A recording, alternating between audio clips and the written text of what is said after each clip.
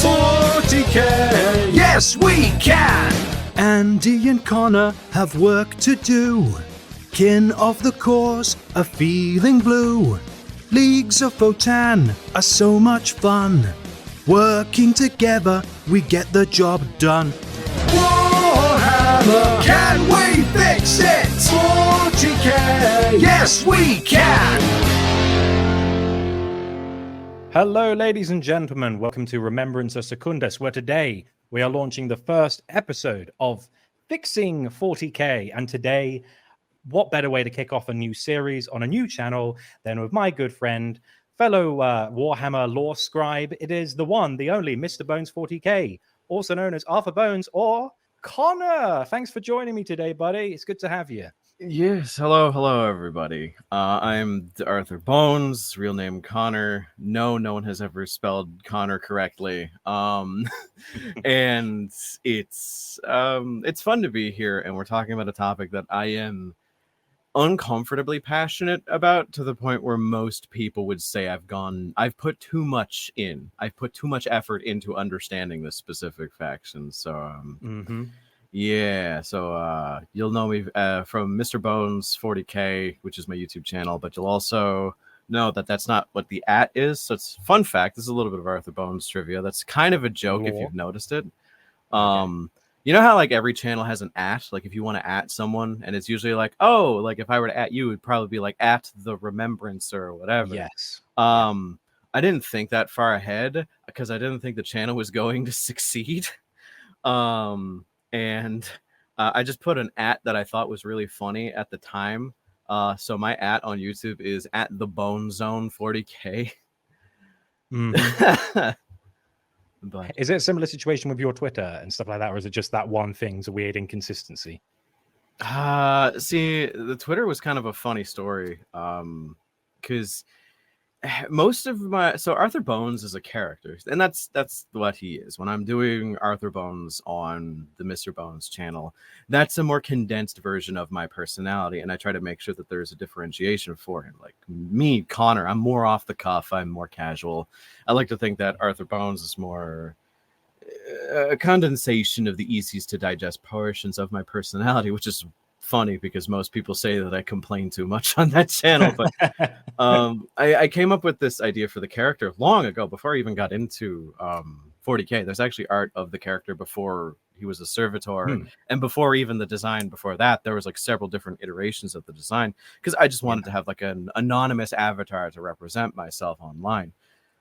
Just because I was trying different things at the time. But for the Twitter, it's really funny you mentioned that, because there's a stupid story. So I was like, well, what's a good name? Arthur. And like, Arthur's a good name. It's cool. And then I'm like, oh, AB. Hey, Arthur. Because like the TV show. Yeah. The joke goes, it's like, my name's Connor, starts with a C. So I wanted to have like Arthur be like ABC, because it's Arthur Bones and whatever. So I was like, Arthur Bones. No one knows about that. That's not a name, whatever. Went on Twitter and I was like, @Arthur Bones, already taken. I'm like, what? Who? There's one guy. His name is actually Arthur Bones. Like, that's a cool name to have. So his actual name is not an alias. He's just like, I'm the son of Daddy Bones. That's yeah, me. Yeah. So my Twitter @ Arthur Bones 1, because Arthur Bones is already taken. But that's the same with like everything else. I just tried to keep it consistent between everything. But yeah. Well, so today we are talking about a faction that's very very near and dear to your heart, and also the newest big faction as of time of recording this episode, which is the Leagues of Votann, or if you're a bit retro, the Squats. Now, today we're going to go through a few different like sections to try and pass how do we sort this out. So we're going to start off with what are the Leagues of Votann, followed by why do they need fixing on a lore and tabletop perspective, and then we're going to try and do our best to fix the issue hypothetically, because we don't own Games Workshop and we can't actually fix anything, but we can at least imagine, and that's the fun of it. So with that said, Connor, what exactly is the draw, or even I mean, we know they're dwarves, we know they're space dwarves. What's the draw of the Leagues of Votann? So when I describe how I am drawn to like Leagues of Votann, it's kind of like a threefold trifecta for me. So I got into them on a whim as kind of a joke, actually. And it was because I have this like idea of like every 2 or 3 years, I want to pick up a new faction for Warhammer, get like 2,000 points worth of miniatures, paint them up. And then at the end of the year, if I still like them, I keep them and then maybe casually play them or paint them later. Or then after that, sell them. Because I've done that before. I've gotten Tyranids like 3 times now. Ooh. And I never stick with them. But I wanted to pick up a new Xenos faction because I've been like staunch Imperial, staunch Chaos player for so long. And I was like, oh, I'm looking at the Beast Naga boys. And I made the joke of like, oh, if they announce squats, I'll get into them. Ha ha ha. And then the April Fool's gift came around, and I remember getting so many messages from people who knew that was like a joke with me for so long. And they're just like, dude, you gotta. I'm like, I gotta, because I love dwarves. You promised. Yeah, right?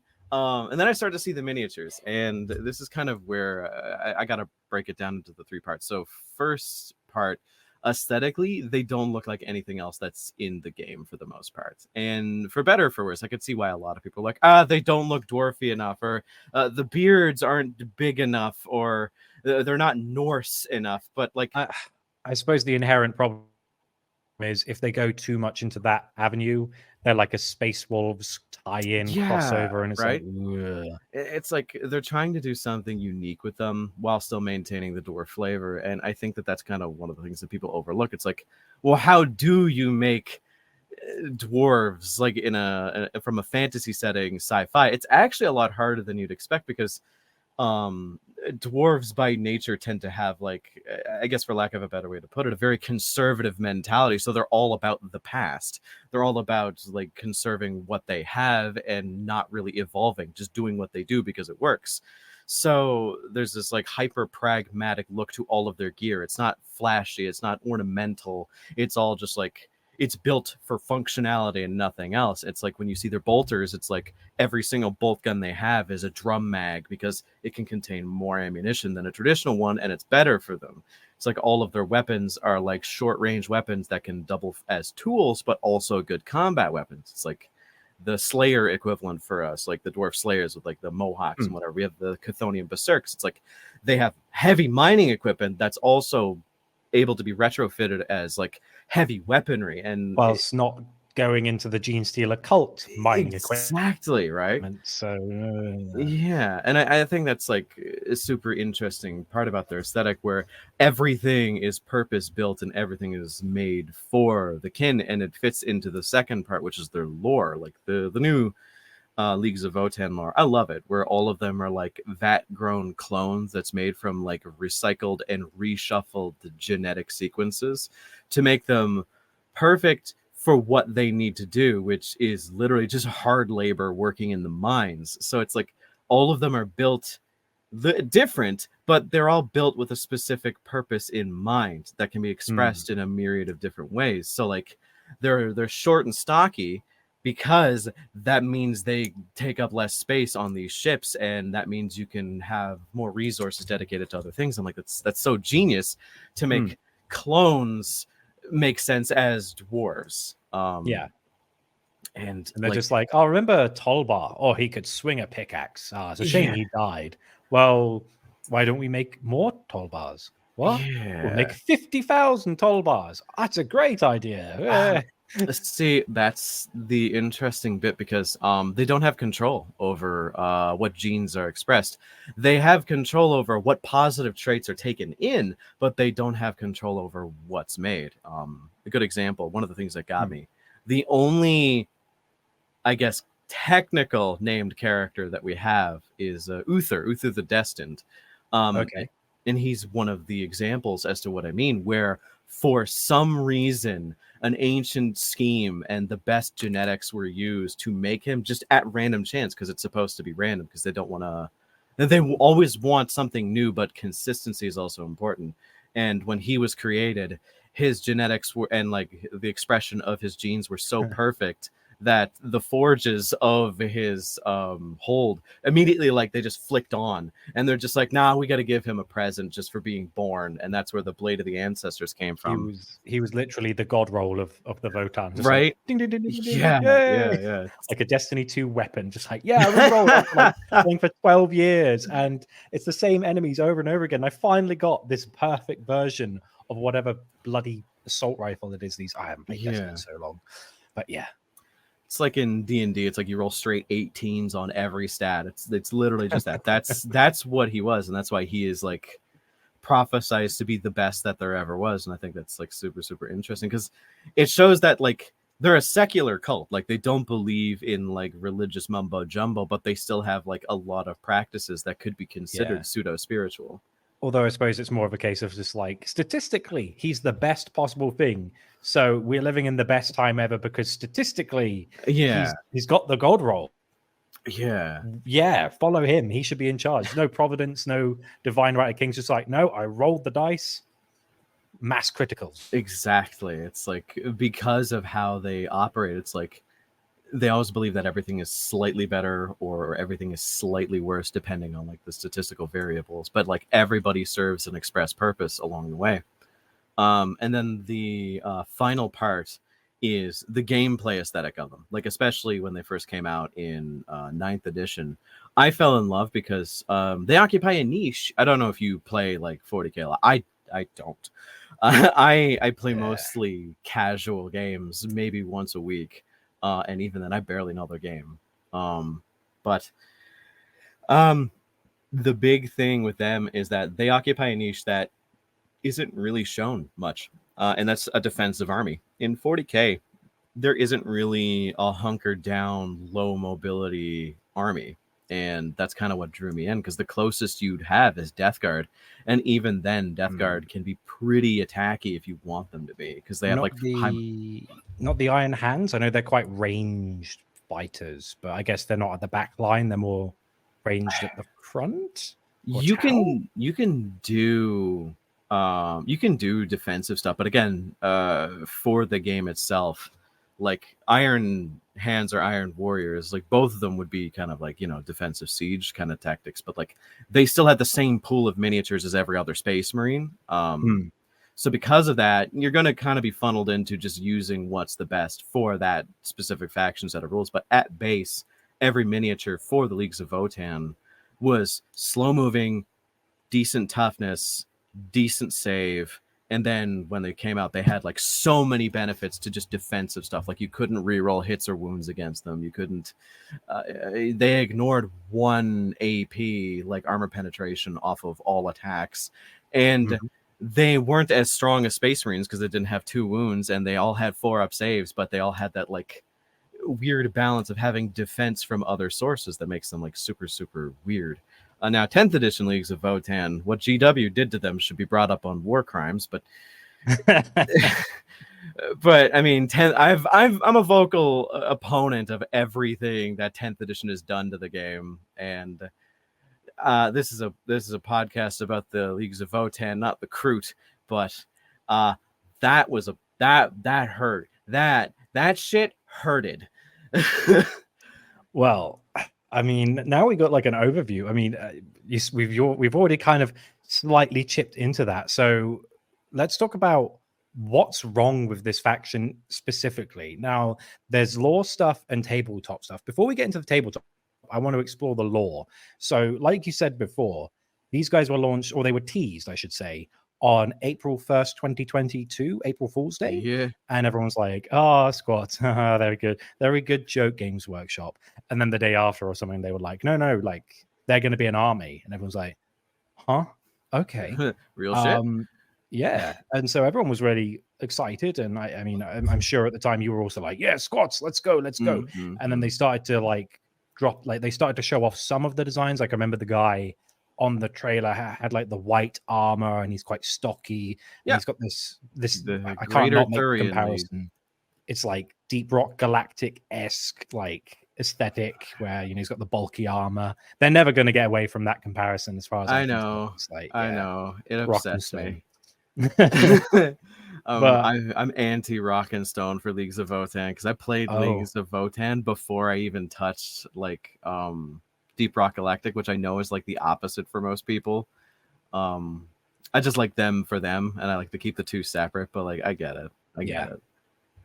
Well, it's time of recording. It's 2024, so they've had 2 years since then, and they've been released. They had an entire army release. They had a concerted push during the tail end of 9th edition, and they had lots of cool ideas like grudges and blah blah on the tabletop. But as far as their representation in the lore, this is what I've been able to find out. So they've had there was a teased tweet by Gav Thorpe that he might be writing a book, which has been deleted. I know they're briefly mentioned, not POV, but they're briefly mentioned in a book, which is a short story about the Necrons called 1 Million Years. Mm-hmm. They've got a codex, which is now outdated, I suppose, because it's 10th edition. Yeah. And they're going to be featuring in a Dawn of Fire book, which is coming out in September. So it's not out yet as time of recording. It's by Nick Kime. By Nick Kime. and I believe that story series has also been cancelled. Like, they're not making any more after this one. Yeah. And other than that, so other than a deleted tweet, a codex that's out of date, a bit part in 2 stories, one of which is now going to be part of a discontinued series. Other than that, they have 24 community posts on Warhammer Community. You are missing a few things, I will say. Oh, okay. What am I missing? So one, there is several mentions of them in, I forget which Arcs of Omen book. I'm pretty sure it was Angron, which was the book series that was released towards the end of 9th. That was the trail into 9th or to 10th edition. It's nothing big. Basically, it's just talking about one of the reasons why Uther the Destined is one of the most important characters to the kin. And I'm pretty sure it covers the Battle of Orgvire, which is one of the coolest stories I've ever heard, where it's literally like how the how the kin, like the Leagues of Votann themselves, teamed up together under the command of Uther the Destined in order to outsmart 2 war bands of Chaos Marines and 1 Legion, which was the World Eaters. Really good story. It's a really fun piece of lore, but no one remembers it because it was in, I'm pretty sure, the last book of Arcs of Omen, which became rendered obsolete within a few months afterwards because 10th edition came out. Yeah. And Arcs of Omen aren't even like books. They're like... Yep, the rule books. Yeah, they're like rule books with bits of lore attached. So they're kind of like the thing I have difficulty with those kind of books is that, like, I could buy an audiobook and listen to it. I could buy a book and read it. But if I buy a rule book with bits of lore like snippeted in, I'm wasting half the rule book if I don't play the tabletop. Right. So it's the pain of the job. So this is another fun piece of trivia that you can actually circumvent that by getting Warhammer Plus. This is not a broadcast.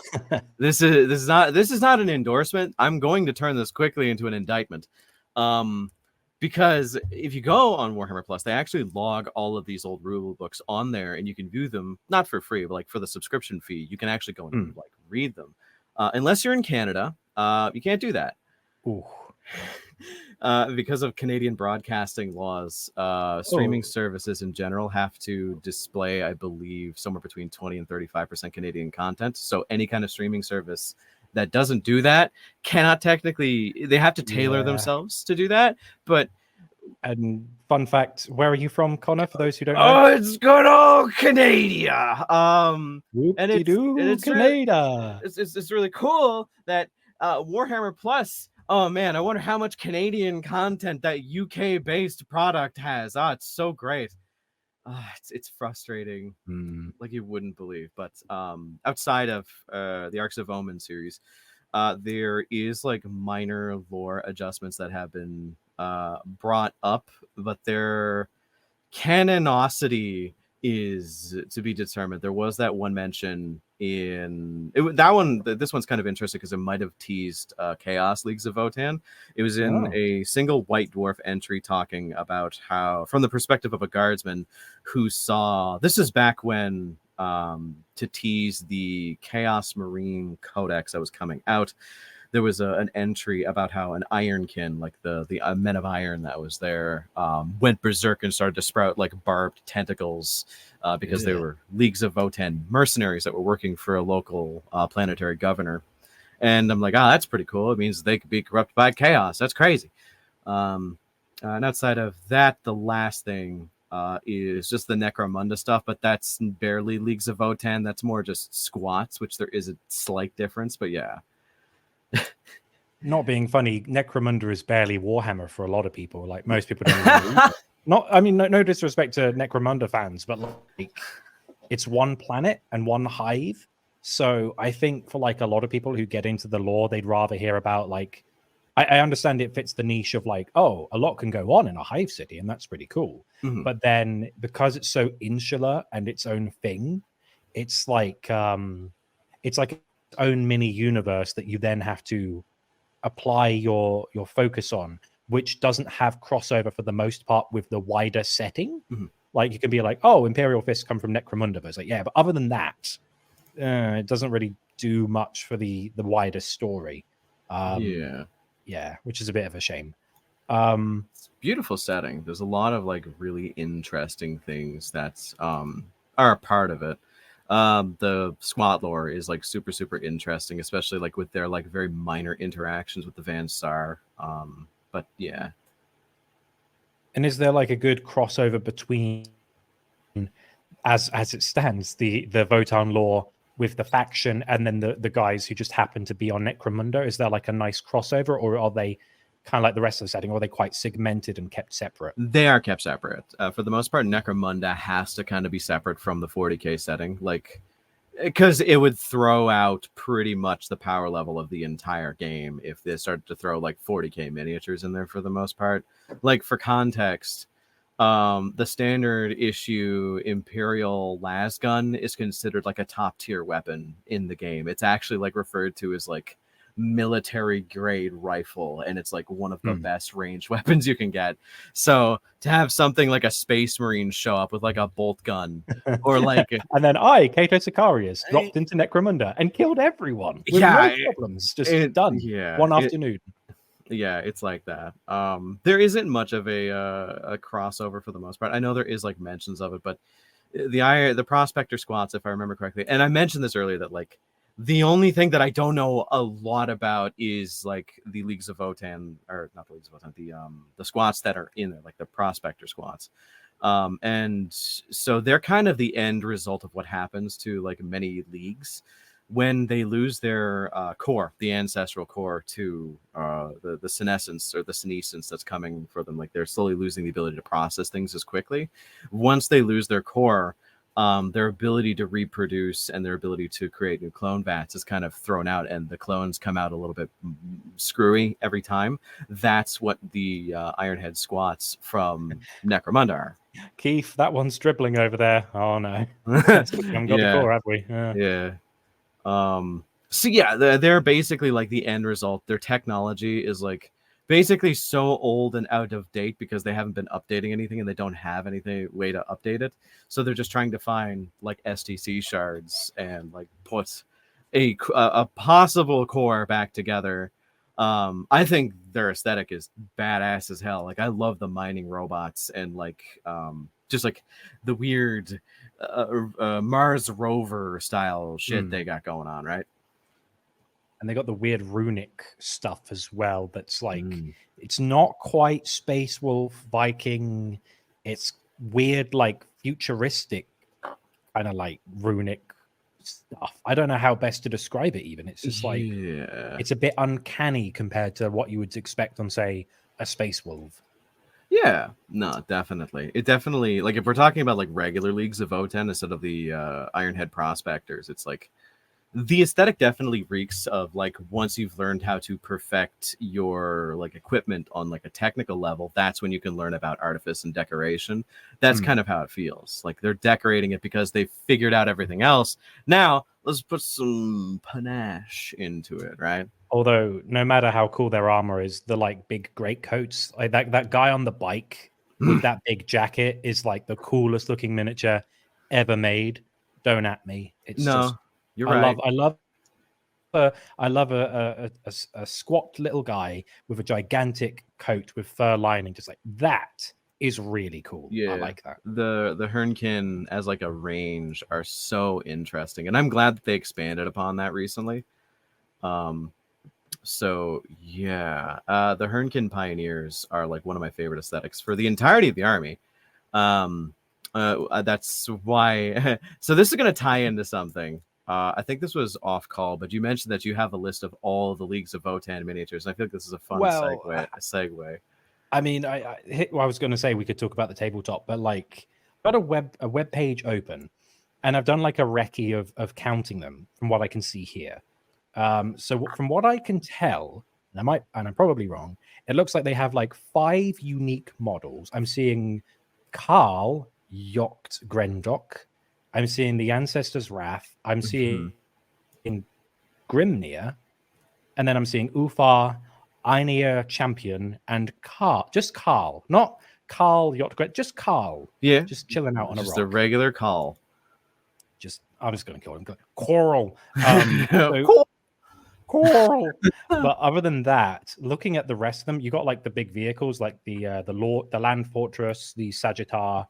But from what I can gather from this page, the smaller units, if you buy like the Boarding Patrol Leagues of Votann, you kind of have the majority of the army from that one. Oh man, I want to. From what I can see.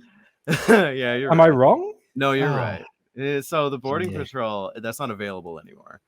Let me just double check. Sorry for the clicky clacky. It's just, you know. That's okay. So Boarding Patrol comes with it just comes with like whatever. Yeah. So it comes with her Hearthkin Warriors, it comes with the Einir Champion, and it comes with the Chthonian Berserks and some Einir Hearthguard. You're right. And it's really unfortunate, and there's no getting around it. Like just like to put a pin in this for like later discussion, the biggest problem at surface value is definitely the fact that the Leagues of Votann just have no models, and an uncomfortably high percentage of their range is fear of missing out. Oh, we're gonna do an anniversary model, and I'm like, stop that. Make it a permanent character. Don't just make it like you could run it as this. But it's annoying. Rather than when you can get once a year at a store anniversary. Like, which one was the one? Yot Grendok was the one you sent me. Oh, it was Grendok, yes, yeah. Yeah. Because that's the thing I remember. I was like, I saw the Facebook post of the store in London, and they were like, it's our anniversary, and I had to look at the models, and then it was just like the Votann model, and I think like a Age of Sigmar dwarf model, like a gold one. I don't know what it was. Yeah, I know what you're talking about. Yeah, and I sent you a message like, you collect Votann, right? You're like, yeah. And it's like, have you got this one? No. I was like, do you want me to send it to you? And so I sent you that because I was like, well, otherwise you're gonna have to wait for your store one, and I might as well just send it to you now, and you can paint it up. Oh, I'm implying there would be a store one in my area. That's the funny part. Oh no. Yeah, no, it's rough. I don't have a GW in my area. I have an LGS, and they don't get treated well by GW, unfortunately. Oh yeah. Again, that shit hurted. And to be fair, with there's probably also a video at the moment on the second channel about when I was doing a game of Kill Team with the Astartes Anonymous guys. I had a game with Tom and Aaron, and the one we didn't record, the second one, was my second game, and I was playing with Death Watch against Votann, and the minis were Aaron's, and I won again. So I'm really good at games, apparently. I'm sorry to be that guy. It's not that hard to win against Leagues of Votann. Well, I mean, I'm sure it was the Halfkin salvages, because I'm looking at them and I'm like, this Kill Team, yeah, because it was 6 miniatures against, I think it was my 6 miniatures against his 8. And I'm looking at these and I'm like, I'm pretty sure these were the ones I was, because I remember this guy with the brace of grenades. I remember this guy with like the triple barreled gun who was a pain in the butt, but I killed him. The one with the jetpack. So these are the guys I must have fought. And I was like, oh, they look really cool. I wonder what else they have. And then I was like looking through these miniatures going, oh, that's all they have for Kill Team, I assume. Like, do they have any more? Is that it for that game mode? They do have more, actually. That was one of the reasons why I was like, you are right, but you are wrong, because there is a second Kill Team that they just released, which, by the way, for everybody who's watching, that tally means outside of the initial release, we have gotten 2 substitute characters that are not, you can't play them as named characters. You have to play them as a Call and an Einer champion. You have 2 kill teams. One is just a regular Hearthkin unit that is just adding slightly new weapon options to the regular one. And then you have the one that was just released called the Hernkin Jaeger, which probably one of the best models that like GW has released in a while, in my opinion, because they do that thing, because it's the Leagues of Votann with the trench coats, but they're the ones that are not on bikes. Yeah. And they're scouts, they have laser knives. It's super cool. And yeah, so we have 2 Fear of Missing Out releases, and we've got 2 kill teams, and we have not had a mainstay release yet in, I think, 2-3 years now. Since the release, over 2 years now, I think. Yeah. I must say, Grimnir looks really cool, though. Of all the models I'm looking here, the guy with the hood. Like, yes, the Grimnir is one of the best kits you can get, because you can actually like there's 2 ways to configure it. There's a man and a woman, and both of the models look beautiful. And this is the thing, it's like they have the cool, like this kind of like, I guess, druid looking guy. You've got the ones in the armor, you've got the ones with the big coats. Aesthetically, they look like such a fun army to paint and to assemble into an army. And it's like, yep. That said,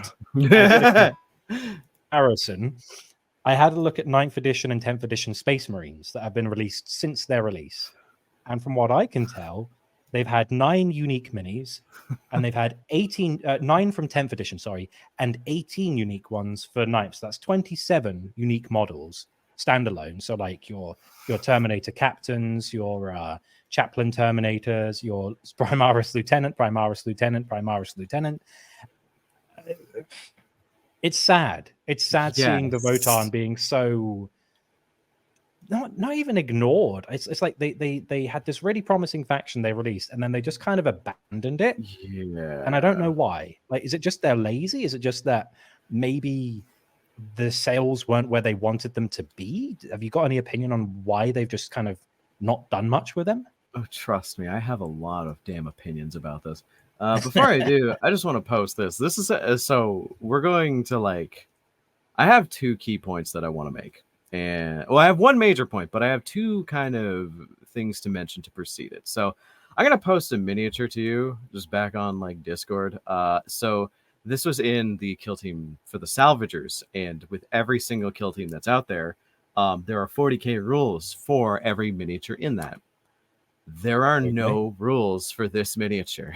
What? Why? There's no 40k equivalent for it. You cannot run it. It is a. Oh, it is he's just banned. He's shadow banned on the tabletop. There's no rules for it, and that's one of the most heartbreaking things, because it was one of the most aesthetically appealing things, because it's like one of the most unique looking jump pack models I've ever seen. There's no jump pack unit in the game, and even still, this miniature kicks a whole bunch of ass. They put it in, and it's on the cover of the box. It is actually for, oh god, I think it's called Gallow Dark. Yes, I can't believe I remember that. So it's one of the key arts for Gallow Dark, where oh wait, is it Gallow Dark? I don't recall, but it's one of the like flagship sort of things. Yeah, it was on like the kill team box. It was like there's just like a guy, like a Votann guy, like jump kicking a beastman in the face, and it was like some of the most beautiful art I've ever seen, especially for like Leagues of Votann. It was amazing, and they just did not put rules for them. And I think that's kind of, it was bad, but that's not nearly as bad as you think, because it's not the first time they've done that. So let's go back to Yot Grandok. Let's get that guy out. Yeah, that's cool. So I'm going to send you a picture of Yot Grandok, and I'm going to break this down so it makes sense. So Yot Grandok is a model that was released to take the place of a Call. He's not, you can't play him as a named character. For I think 30 minutes you could, but then the 9th edition ended and you can't play him as a named character anymore. He was just a Call with generic weapons. So rules as written, you can't play him right now. Because the Call loadout is for ranged weapon, you can have a bolt gun or a Vulcanite disintegrator. Ooh. And then for melee weapon, you can have a concussion fist, which is a power fist, or a plasma axe. Oh, there's no sword. But you know what the best part about this is? What? In the Call kit, there is a sword.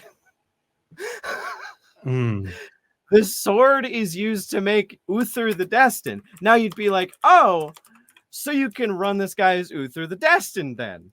No, because the other gun that Uther has is the Vulcanite disintegrator. And you can't change it. So rules is written, you have a dead miniature, you can't run it. I'm just like, it's just a plasma axe. I know it doesn't look like it, but they could make it simple, because they did this with like Space Marine captains, where it's like, oh, it's no longer a power weapon, or it's no longer a power sword, power lance, power axe, whatever. It's just power weapon. You could do that, but they didn't. And I don't know why, because they did that with everything else on the Leagues of Votann. When you get to like the melee weapon options for the Thanes, which is the leaders, like the sergeants for like each unit, you can pick like this type of weapon and then kin melee weapon. So a power fist is the same as like a plasma axe, but instead for the Call, they're just like, oh, here, axe or fist. But Yot gets kind of screwed over there. So the Leagues of Votann have kind of been dealing with this exact thing, where, and this is getting to my point, so you kind of have a few examples as to what I'm saying. They were released, and GW seems to be ashamed of that. They seem to be almost an afterthought almost all the time. Like, they will get entire development teams to work on them and then put them out and then hope no one talks about it. It seems like, if I were to guess, it seems like they probably didn't sell as well as they wanted them to. And I have no idea. I don't know the sales figures. And they probably sold very well. But for context, it just seems like this faction is unironically the most abused faction in 40K. And it definitely goes back to a lot of the core principles of GW. So how would I fix this? And that's the whole premise of the podcast. How would I fix Leagues of Votann?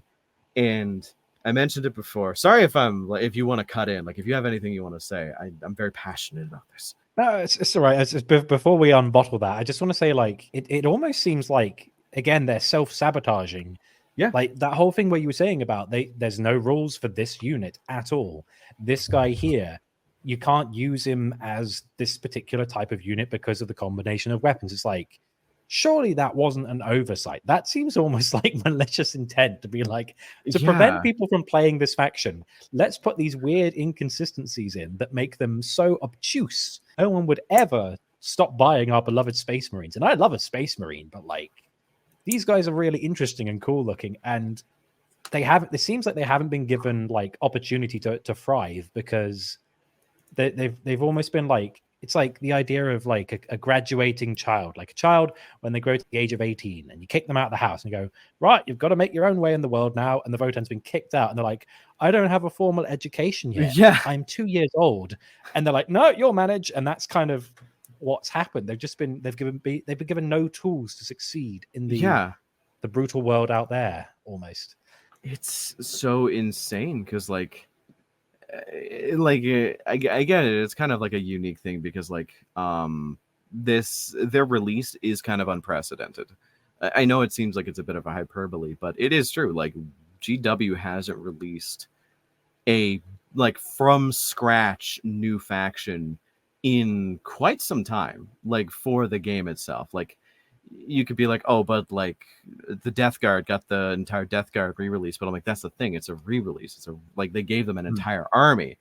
And like even before that, I don't even think I could name what the most recent like army that was added to the game other than like maybe Tau. I guess Harlequins maybe, but like there hasn't been a major addition of like a brand new faction to the game in a while. So the fact that they've released them and then just did not support them is honestly, I do hold a lot of contempt for that. And it's not even a fair comparison with like the Death Guard or the Eldar, because they have crossover with like Death Guard have Space Marines, and the Eldar are a bigger fact. Even as much as Colin would be crying about if we start talking about Eldar not getting models, at least they've got like a lot of like legacy models. This is a brand new faction, and they've just got nothing to work with. I think the closest I could say is definitely the Ynnari. Though, I'll be honest, as much as I bitch about the Leagues of Votann treatment, man, pour one out, bro. Like, I don't even like Eldar, but like, what? Again, I'm gonna use the same joke I used earlier because I'm creatively bankrupt. But like, what GW did to the Ynnari should be brought up on war crimes. My God, yeah, it should be a tribunal. Be like, excuse me, Your Honor, I'd like to go to the stand. James Workshop for ruining another faction that isn't. So what? So what you're telling me? But at least they had some books. Like at least the Ynnari had like several. Like they had a few books, and they were in several books. Actually, you got a point there. It's just the miniatures, I suppose. Well, it's miniatures. I mean, they dropped off a cliff, but still. Yeah. And that's kind of the thing. It definitely so. The Leagues of Votann are the culmination of GW, like a lot of bad GW memes. So the first one is that GW doesn't support Xeno factions, and that's just true. That is just unequivocally, they don't make all the money.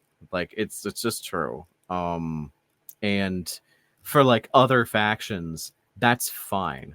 Well, it's not, but like with Eldar, it's like, oh, you already have like a bunch of miniatures. You have a preset set of knowledge, so it's like, oh, it's okay that we haven't gotten a bunch of Eldar books in a while because we have a lot to fall back on. Or something like the Tyranid is like, how many more claws and teeth can we put on this like alien bioform to make new models? Whereas like a faction with like characters and personalities and character, you need to put more effort in. You can't be like, let's just copy paste this Tyranid 20 times and you have 20 in a box and that makes sense. Maybe the arms are slightly different in their posing and this one's head's tilted to the left a bit more. But like with characters, you have to have like different markings, different characteristics on like their facial features and blah, blah, blah. And so I suppose as well, from Games Workshop's point of view, they're like, this is a lot of work for not much return, maybe?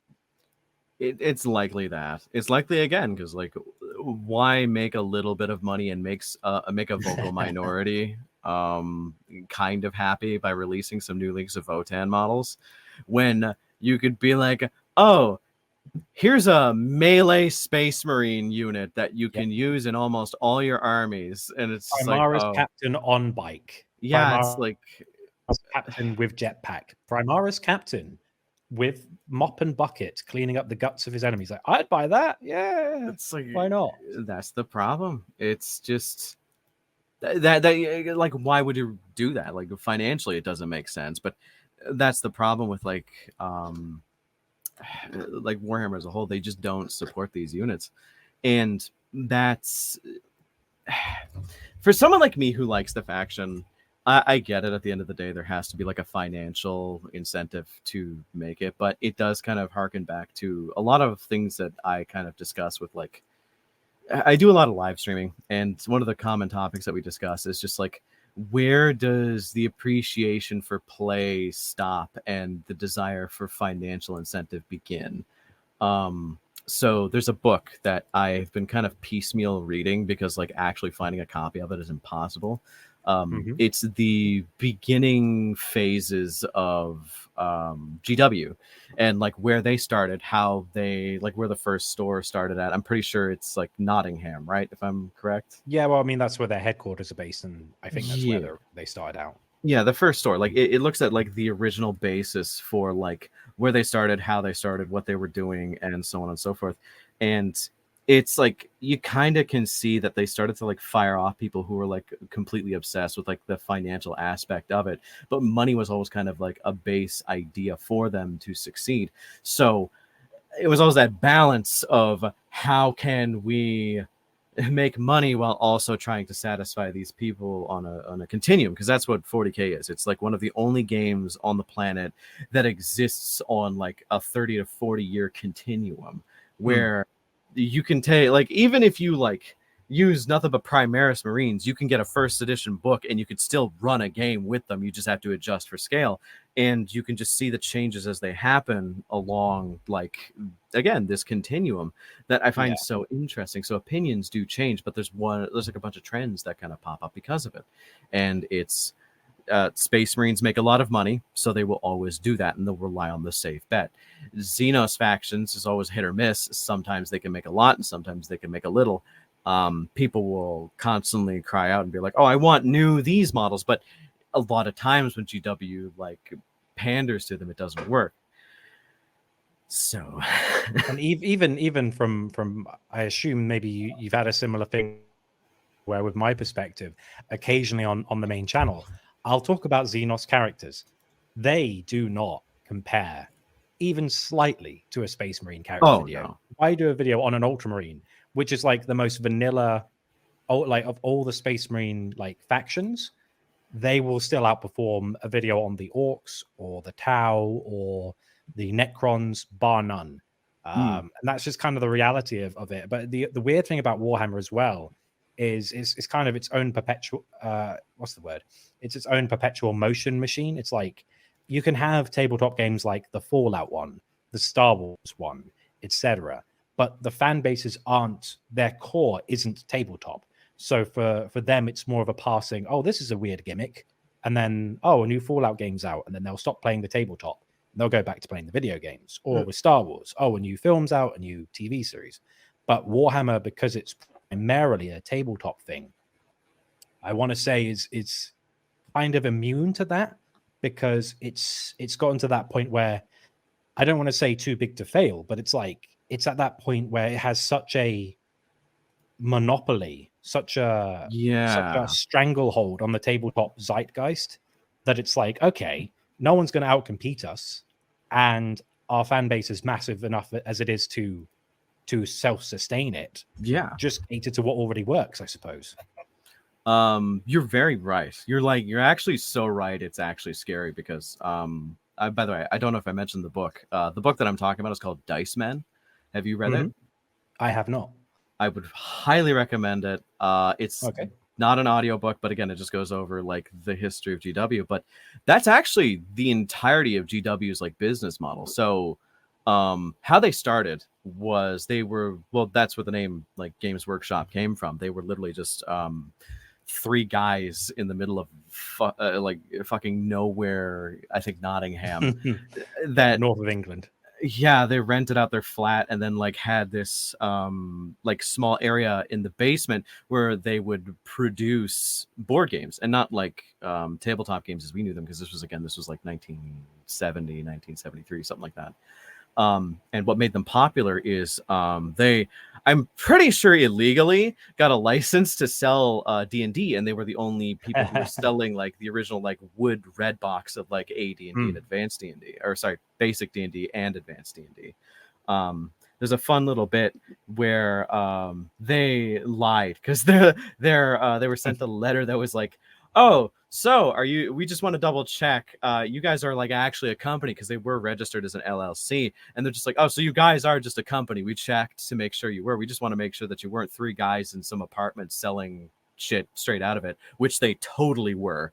And they're like, ha ha, yeah, we're totally not that. That'd be really unprofessional if we were. Yeah. They're like sending them like a Polaroid photograph of like some of them like standing in one place and then another with like the mustache and glasses on, so they look like two different people, but it's kind of obvious like, no, we have a team of 20 people. Three men in a basement? Of course not.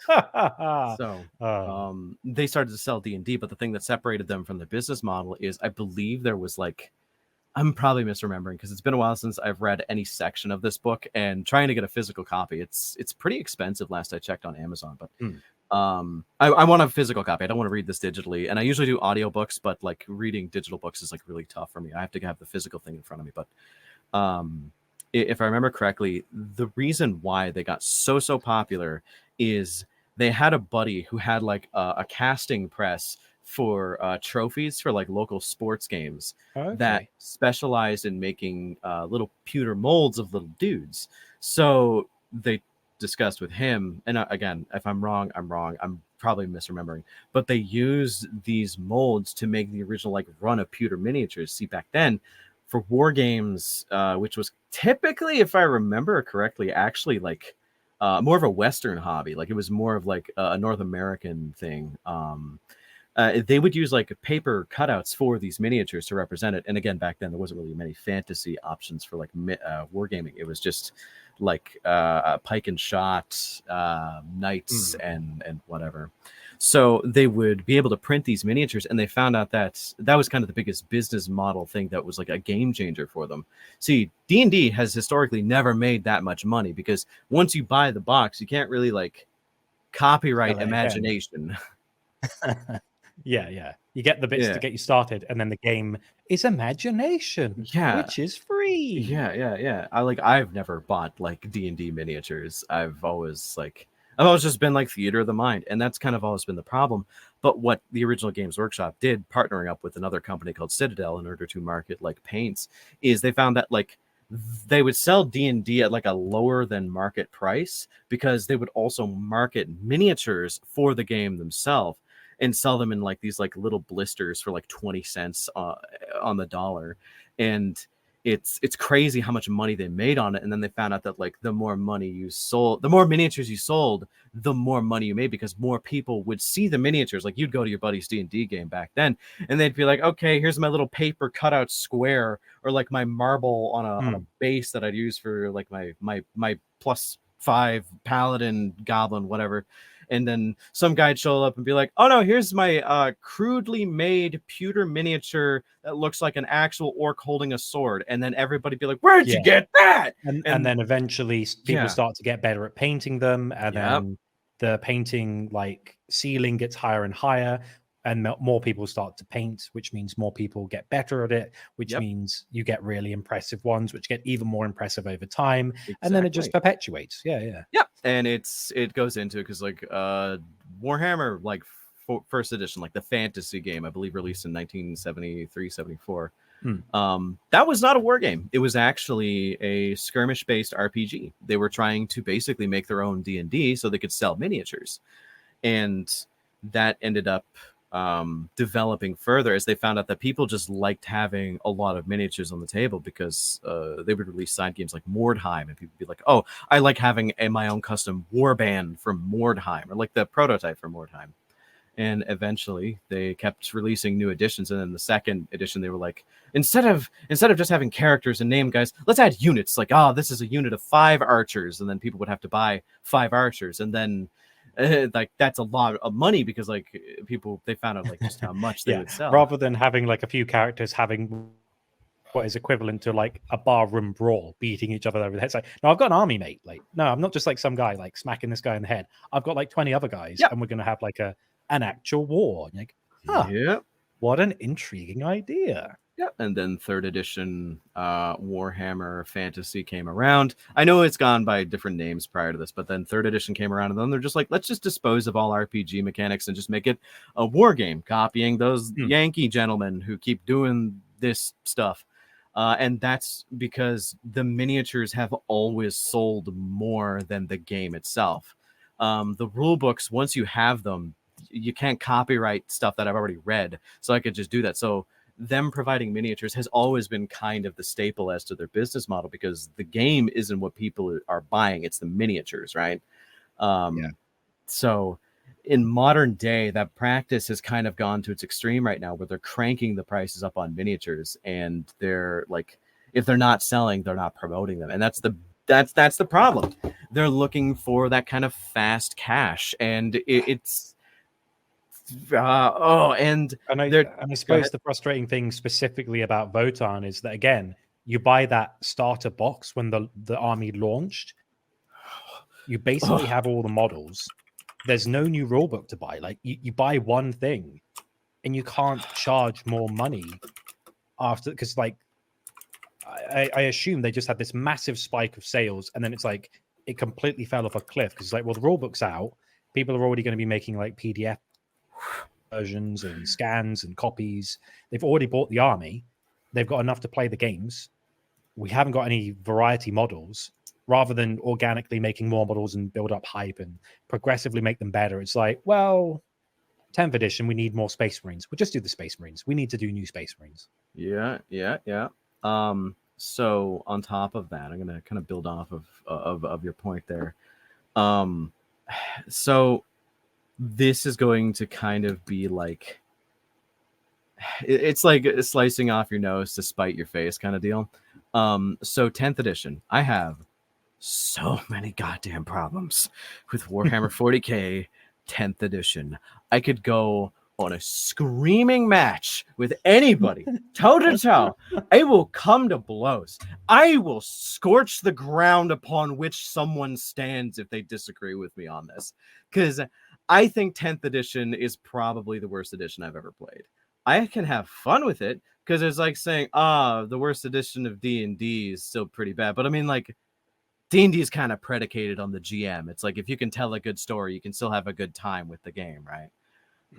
But with 10th edition, the problem is the homogenization of all the miniatures. Yeah. And they're dragging everything to a fixed point at the center where if things are overperforming in one specific category, they have to kind of bring it back down so that everything kind of performs the same way. It's why I'm starting to like Age of Sigmar kind of more in terms of gameplay. Lore-wise, 40k is amazing.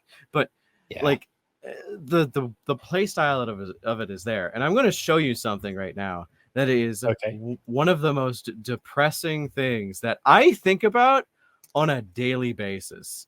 And this was like when 10th edition came out, the first data slate the first like meta watch came out, and I keep an eye on it to see how only my factions are performed. So have you ever seen like the meta watch data slates of just like, oh, this has this win percentage and so on and so forth?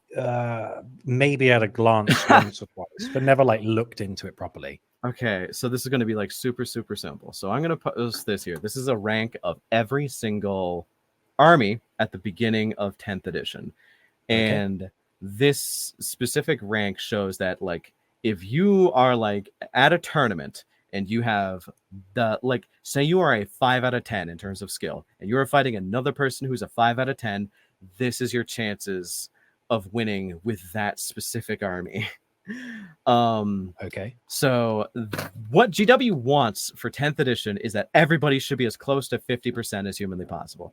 I disagree. I think that like a defensive player should have different ways of countering other players that are like super speedy and whatever, but like we'll not get there. So this is kind of the meme that I want to share. This is where Leagues of Votann were. Oh my. Okay. Yeah, I remember. Yeah. I remember hearing about this. So for context, this is almost unprecedented. I don't think there has ever been an army that had a 35% win rate at a tournament ever. Wasn't this because they were like heavily nerfed? Yes. 10th edition actually ruined them. They're genuinely an army that I just don't have fun playing right now. And it's sad because I really enjoy them as a concept. It's because they don't like all the armies playing too differently. So it might just be because, you know, I only play armies that kind of play like Space Marines, but I'm branching out a little bit, just so you know. So Leagues of Votann, they lost all of their defensive abilities. I mean, all of them. Like, they no longer get the -1 to all your armor penetration. They no longer get. You can now re-roll your hits and wounds against them. Their armor save is still a 4 up, and in fact, all of their armor saves got worse across the board. And now they have 5 toughness instead of 4. I guess it's equal, right? because they didn't want people to keep track of so many rules. They're literally getting rid of all the flavor that made like them a unique army to play, and they got rid of all of the melee weapons and just said kin melee weapons now, which apparently just means strength 5, which that's insane. A power fist should not be strength 5. And yeah, it was bad. They were performing so poorly because their entire army in 9th edition was balanced around defensive tactics, low mobility, like very low mobility, but everything was like super consistent. Yeah, they've only got little legs. Of course, they're going to be a bit. I can't get across the field as quickly. Yeah, it's like little tiny little legs. It's fine. When you advance with like a model in the game, you roll a d6, add that to the movement characteristic. With Leagues of Votann, you don't roll, you add a 3 because they're slow, but they're consistent. And I like that. They took that away in 10th edition. Now they just advance a d6 like everybody else, and they just gave them 1 extra inch of movement. I'm just like, yeah. I don't care if it's statistically better. I want the flavor.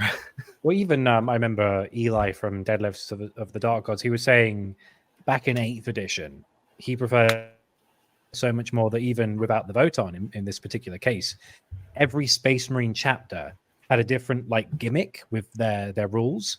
So like the Mantis Warriors was the one he was talking about, and I can't remember exactly what it was, but they had like a way to, I think it was like infiltrate the enemy lines easier.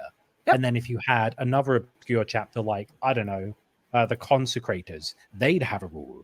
And now it's just Space Marines have these rules. Yep, 6. Doesn't matter what they are, apart from a few exceptions, like I think Blood Angels and Black Templars and stuff like that. But the generic rules are for like 90% of all Space Marine chapters. And that's a bit sad. I understand they're trying to streamline it to make it easier. Maybe there's also some pressure coming from like... tournaments where maybe if they streamline the rules, matches are more efficient, which means they're quicker, which means maybe they can charge for like more games per tournament or however that works. I don't know. I'm just spitballing, but it is sad. So I know a lot of people like Eli are playing with older rules. They'll play with 8th edition, 7th edition, 6th edition because they prefer having that customizability. And I think that's great. But I've not played 10th edition yet. I haven't played any other than Kill Team. I played one or two games with Tom and Aaron. But I'll have a go and I'll see what I think when I get around to 10th edition. But all I've heard is just people don't like it.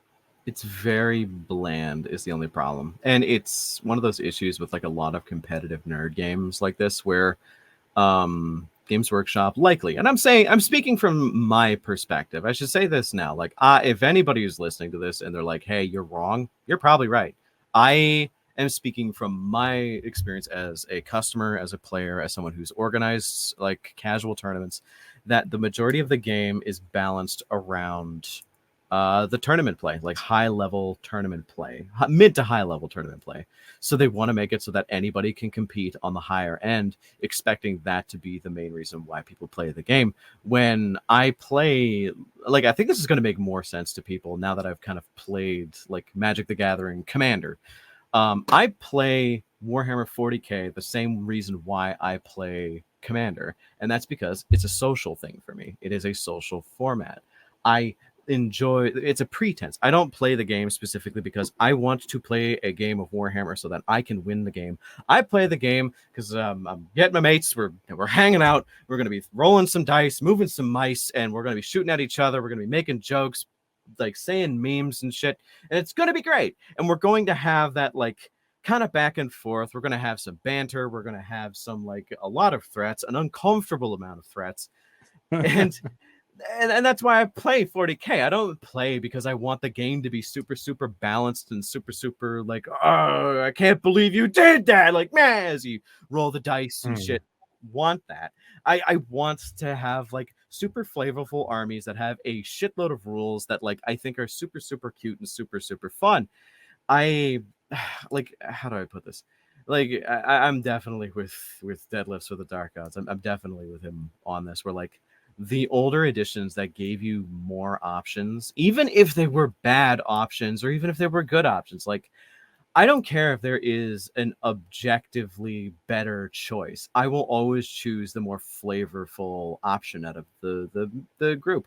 And I should also say this is with like a little bit of a caveat, but The caveat being that, like, if you like playing the high level competitive play and you think that 40k being balanced the way that it is perfect, good for you. That's great. I think that everybody has a different reason for playing, and if you enjoy it, then you enjoy it. But if you don't, you don't. And I don't. I play flavor lists. I always do. And this is going to circle way back to like my great resounding, my 10-point plan to fix the Leagues of Votann. But Oh, you've got a point plan. I've got a Intriguing. plan. So this kind of goes back to Let's what get I'm. into it then. Yeah. So this is coming off of an informed decision I had where I almost had hope for 10th edition. Crazy, right? Because I picked up a new army and I was really, really enjoying the army because it didn't play like any other army I had ever played in my And for a entire time. while, it was kicking ass for a while, wasn't it? It was like top of the leaderboards for a bit before it got buffed. I have no idea. Or nerfed. So I'm sure when it released, everyone was complaining, going, "This army's too strong." It's I'm not talking about the leagues. I'm talking about I'm talking about a different army. I was baiting the hook there. Yeah, I picked it almost made 10th edition worth it for me because it had such a different playstyle, and that is Kroot. I picked up Kroot because I was like, wait, I was looking at the stats and all of their rules were super fluffy. They're a hyper-mobile guerrilla tactics army that has not a lot of lethality, but they have a lot of tricks. They have a lot of sneaky things that can make it so that you have a harder time getting to me, and I have an easier time of getting to you, but they're just flat a bad army at base. And I like that.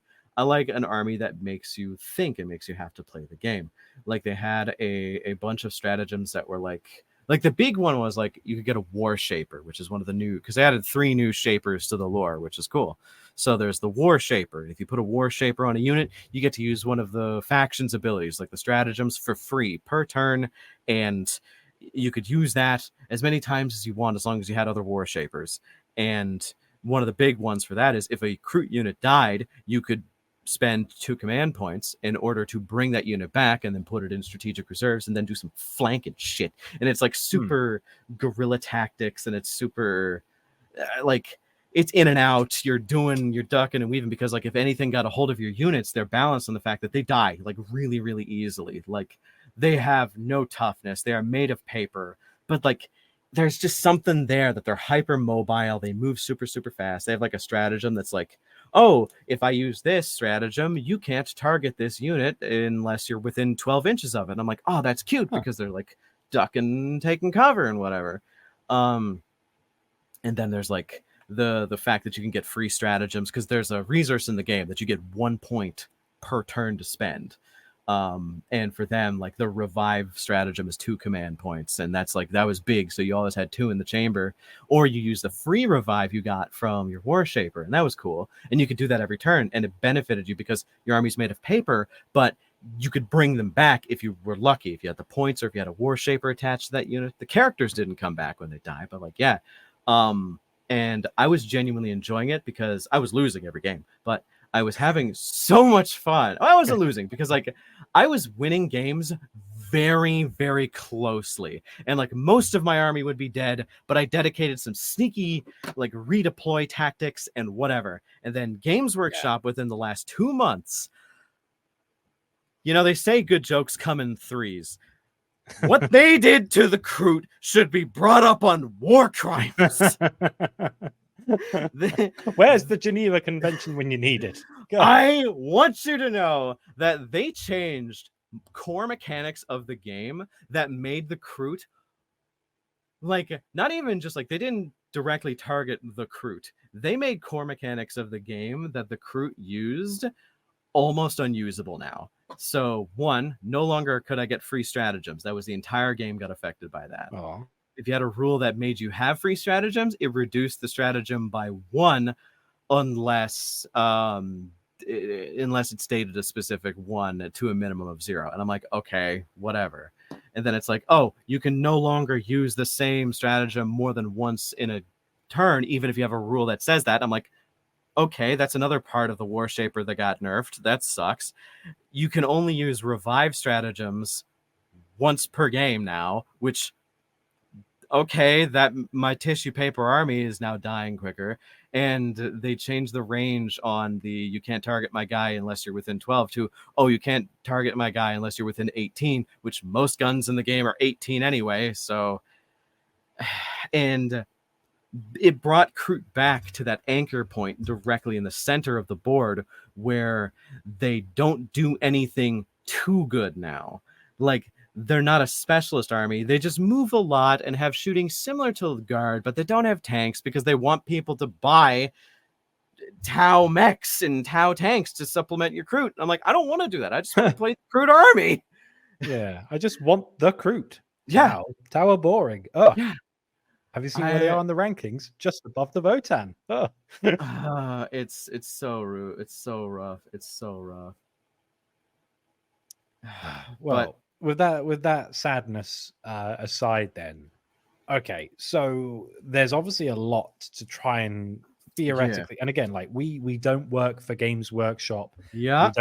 We don't have any power, but let's imagine I'm James, your workshop. How can we fix this? So, because we both do lore stuff, let's start with the lore.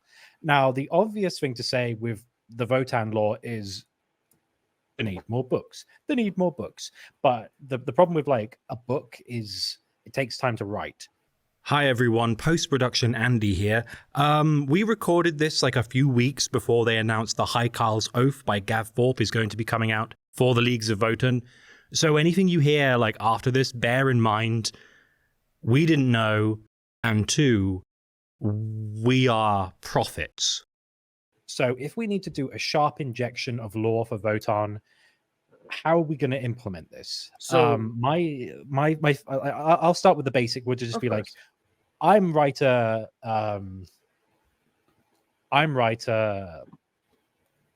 Fab Gorp, and I'm going to write the Votann book. It's going to take me a year. I'm doing that. Okay, James has made the first step on getting some more lore for the Votann. What's your idea? So, as simple as it is, it's a very simple process. So, I think we definitely should cover the basics before I give my grand sweeping stupid plan. But the basic thing that we need is, as much as you're like, oh, we can't just say write a book, but that's kind of what we need. The only thing we need right now is not just a lot of books. We just need one really good one. Just one book that is going to add character and a feel to these like little dudes, because they don't have that now. They don't have that right now. They are a good piece of world building, and that's it. They are lore. They are not characters. They could do with something similar. I've been saying this for a while, with something similar to what Aaron Dembski-Bowden did for the Night Lords. The Night Lords were basically just villains to be thrown away, and a decent piece of world building whenever you needed a villain to just show up randomly. But with the Night Lords Omnibus, you had this characterization thrown in that made them a significantly more interesting force in the setting, right? To the point where pretty much everyone just goes, oh, that's a great trilogy. And that sometimes is like, I genuinely think that's like the best regarded piece of writing in Warhammer lore, because everyone praises it. Everyone's like, it's not a 50-book saga. It's not a one-off. It's a nice trilogy that sets up, resolves, and it doesn't impact the setting in like a massive way. It's its own contained story, but it does have effects on the wider story in little ways. And I'm like, that's really good. Shame we haven't had a Decimus book, but oh well, maybe one day. I mean, we do get that More Van Val book coming up soon, and I don't know. Maybe Decimus is the main villain, and he just goes by a different name now. So if we said, for example, that Fab Gorp is writing Ufar, the Destiny of the Kin, and we had a book about Ufar to get us started.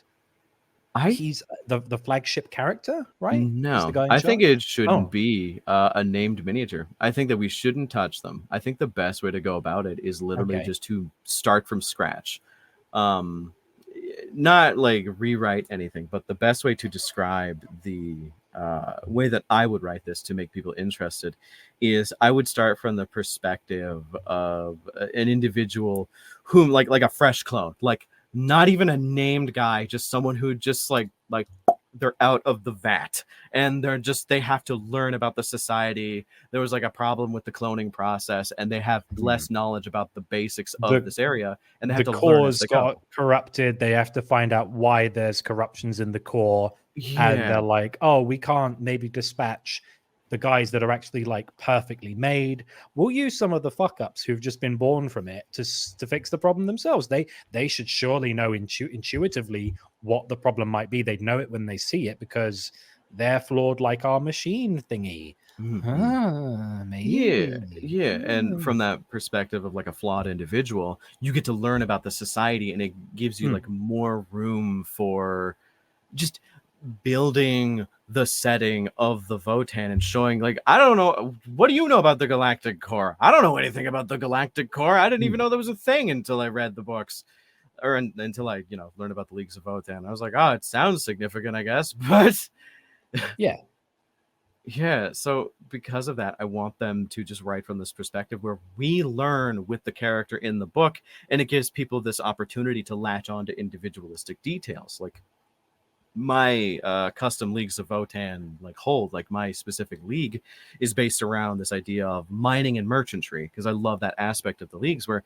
they will mine and steal stuff to sell to other people, and I like that as an idea. And that's one concept that's represented by the leagues. Like there's like a bunch of different ones that are based around different ideas. There's a warmongering one that doesn't sell, they don't mine, they literally just kill anything they see and then steal the resources they need from them. Tyranids are actively afraid of that one, by the way, because they found a way to recycle Tyranids, which is awesome. Nice. Yeah. Put them in the equivalent of the wood chip. It's just like, put in that thing. Oh, yeah, perfect. Gruel for everyone. So Brilliant. good. Well, I had this other idea because, like, I think one thing that makes a faction usefully, like, a useful tool to make them interesting is they have to have, like, a nemesis. And kind of like what you were saying, like, Tyranids, they might be a bit afraid of them. But I was thinking of, like, what if you had, like, a story where maybe the Leagues of Votann are not the main characters, but what if you use the leverage of something like the Space Marines and you went, okay, let's say we all know the Iron Hands don't have enough lore. What if you did an Iron Hands book where it's them in competition with the Leagues of Votann and maybe, I don't know, the Necrons or the Iron Warriors, something where like they're all trying to get this one resource, even if it's just like mining materials that are really, really powerful. The Iron Hands are going, we need to become stronger, we need to become better. There's this vibranium in this star system. We could go get that, and we could make our company even stronger through like, the flesh is weak, let's go get that. Oh, unfortunately, these like short guys called the Votann are actively mining there, and they're a bit of a problem. But they're also being besieged by, let's say, the Iron Warriors, and they like Iron too, and you could have a freeway story where they're all fighting to compete for resources and see how they interact, and then maybe that makes a grudge, wink wink, between the Iron Hands and the Leagues, which fractures their interactions with the Imperium. Are there any other like factions you think would be like good nemesis for these guys? So statistically speaking, in lore, why statistically? But like in lore. The best faction for them to go up against, weirdly enough, is the Mechanicus. Makes sense. They are actually... So it's canon that the Leagues of Votann, whenever they're doing trade deals with non-kin, they dumb themselves down. Like, they act like they're not nearly as intelligent as they actually are, and they hide their normal level of technology. Like, they wear less body armor unless they're under, like, threat. And they hide... Get the big coats out, we need them. Yeah, exactly. And that's what they do. But they go to like such extremes to not even negotiate with the Mechanicus, because they know that if the Mechanicus finds out they have functioning STCs, not even STC shards, like the what do you call them? Like the Votanns themselves are like these massive computers that have the ability to print whatever they want at any point. They know that the entirety of Mars will go to war with all of the Votann just to get them. And I think that's like super, super cool to have like a minor faction of like Dark Mechanicum, because we can't say the Mechanicus are evil. They are, but we can't say they're evil because they're on the Imperium side. They be Imperials. So we can't do that. But like Dark Mechanicum would go nuts to try and get an STC or a Votanic core. Or maybe there's like a deal. Rabute Gellerman's made a deal with like a Votann like subsector and been like, okay, we won't bother you. We're not going to like interfere with this area, but there's like a lot of Tyrannid presence. You look after them. We'll leave you alone. And then the Mechanicus get involved and they're like, yeah, man, they've got some cool stuff. But, no, we've kind of got an arrangement. Like, yeah, leave them alone. Call that a very political. Give it back. Give it back. Yeah. And then you could have like the whole thing of like, I find the best stories are the ones where it's not like I'm a bad guy and I'm the good guy and the bad guy has to lose or win. Sometimes the fun stories are, oh, I can empathize with all three of them and what they want. And the fun is seeing how they all compete to get what they want out of it. And yeah, Mechanicus, I suppose, is an obvious one. I guess anyone with like a technological, but like, I'm curious. I don't think has it been released that that Necron short story, the 1 million years short story, because I haven't read it. I am unfamiliar. I've heard about it. I know that it's coming around the corner, and I've got like several people who will pester me whenever it comes out. Maybe they shirked their responsibilities, but the fact that League had mentioned once is all that I need to know. So like it's like the guy in the crowd getting pointed out. So yeah, it's I mean the synopsis on Amazon is by Nate Crowley. It says, following the death of their mistress, an apprentice Cryptek is forced to rally Necron forces and defend their ship from the kin that assail them from all angles. It's Necrons versus the Leagues of Votann.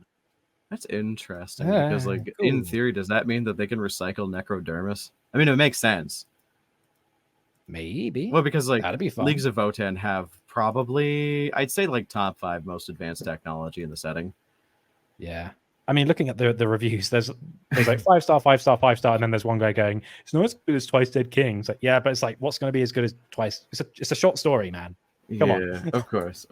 Comparing a short story to Twice Dead King is a bit silly. Yeah, but in general, I think just one good story that builds the world while also establishing some named characters that you don't need to have any skin in the game. Like, you're not going to have like the dwarf version of Kato Sicarius, right? Like, you just want Craig from accounting. We don't need a Votann Primarch. We just need like a guy, just someone that we can identify with who's like cool. I think from the perspective like a Hernkin would be cool, but like you'd have to explain how the Hernkin work because their lore is just interesting. I mean, because with the whole like cloning thing, for some reason my mind sparked.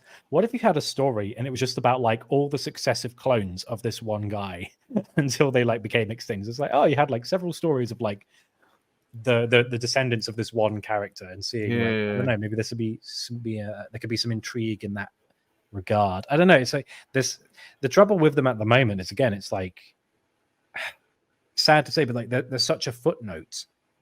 They don't really like they don't really have like an entrenched position to be. It's hard to think of what to do for them because they literally don't seem to have any objectives other than we keep to ourselves and we like technology. And it's like, okay, yeah, the Imperium's trying to rebuild itself. Chaos is trying to destroy the Imperium. The Tyrannids are trying to eat everyone. The Necrons are trying to kick everyone off their lawn. What are the Votann doing? They're just kind of there.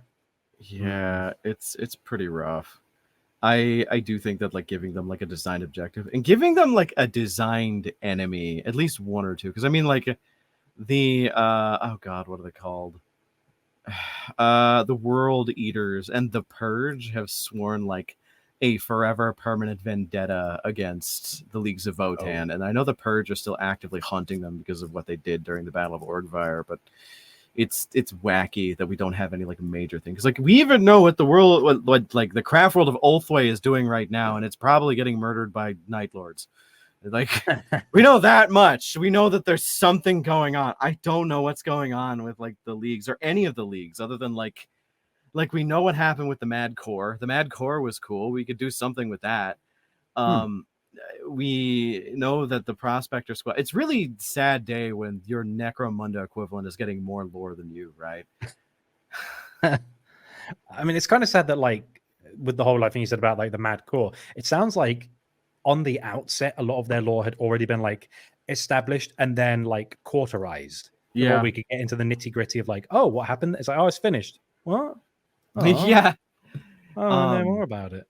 So I think in general, the main problem, the biggest thing that's the problem with the Leagues of Votann is just, I swear, if GW could get away with it, they would just remove the entire faction from the game. It feels like they like quantify it as some kind of mistake. A lot of what they do involving the leagues tends to be done out of shame. And I know I'm personifying and like anthropomorphizing like a company, but like all of their actions indicate that they want to do a release for them, but they just don't have they don't want to. Like, oh no, I can't do that. People no. Like they feel everything comes off like so shaky and uncomfortable to the point where I'm excited for the Leagues of Votann Codex for 10th edition. I am. But I have legit got it in my head that I can't be excited for new models. Because I don't even know if they're going to release more. Because every time they've released a new model, they've just been like, oops, takesies, backsies. Like, they've just been taking away all of our, like, models and, like, not even giving us any major rules. Like, I genuinely feel that GW will just try and get the release of the Leagues of Votann, like, for 10th, over and done with as soon as possible, because they just don't want to acknowledge that they're there. And it reeks of just like they wanted to make the fast cash with it, but didn't know that they would have to keep going once the faction's been released. And that's the problem. It's like they don't know how to support it in the long run unless it gets immediate super mega billion gajillions gorillion dollar success, right?